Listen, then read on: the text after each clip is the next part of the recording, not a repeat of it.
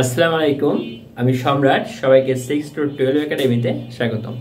Viewers, আজকে আমাদের আলোচ্য বিষয় হলো নবম ও দশম শ্রেণীর পদার্থবিজ্ঞান বইয়ের চতুর্থ অধ্যায় অর্থাৎ কাজ, ক্ষমতা ও শক্তি অধ্যায়টির বিভব শক্তি নিয়ে আলোচনা। ভিউয়ার্স, বিভব শক্তি নিয়ে আলোচনা করতে সবার আগে জানতে হবে বিভব শক্তিটা কি। কোনো বস্তু যেই অবস্থানে আছে অর্থাৎ কোনো অবস্থা প্রাপ্ত হওয়ার কারণে যে শক্তি অর্জন করে অথবা শক্তি প্রাপ্ত হয় সেটাই হলো বিভব শক্তি। ভিউয়ার্স, আমাদের এখানে বিভব শক্তির সূত্রটি হলো ইপি সমান mgh। নতুন যেই বইগুলো সেখানে ইপি না থেকে টি শূন্য থাকতে পারে। তো এম হলো ভর, জি হলো অভিকর্ষ ত্বরণ আর এইচ হলো উচ্চতা।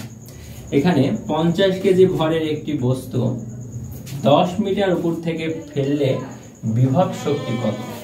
অর্থাৎ এই বস্তুটা ভর হলো 50 কেজি, তো দেওয়া আছে এম এর মান 50 কেজি, বস্তুটি 10 মিটার উপর থেকে ফেলা হচ্ছে, তাহলে এইটার জি এইচ হলো 10 মিটার আর এখানে জি এর মান 9.8, এটা অভিকর্ষ ত্বরণ আর ইপি অর্থাৎ বিভব শক্তি সমান হয়। তো আমরা জানি ইপি সমান mgh। এখানে এম এর মান হলো 50, জি এর মান 9.8 আর উচ্চতা হলো 10। আমরা এখানে এটার ক্যালকুলেশন করব। এটার ক্যালকুলেশন করলে আমাদের এখানে মান বের হবে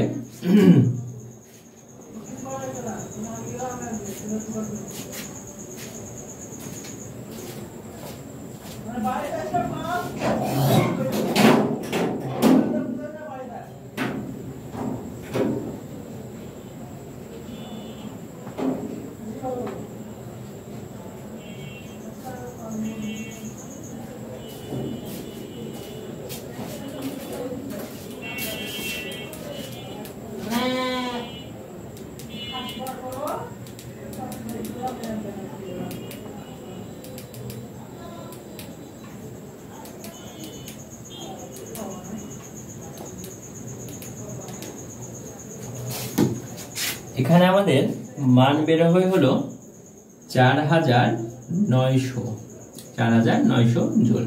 তো এই হলো আমাদের বিভব শক্তি সম্পর্কিত আলোচনা।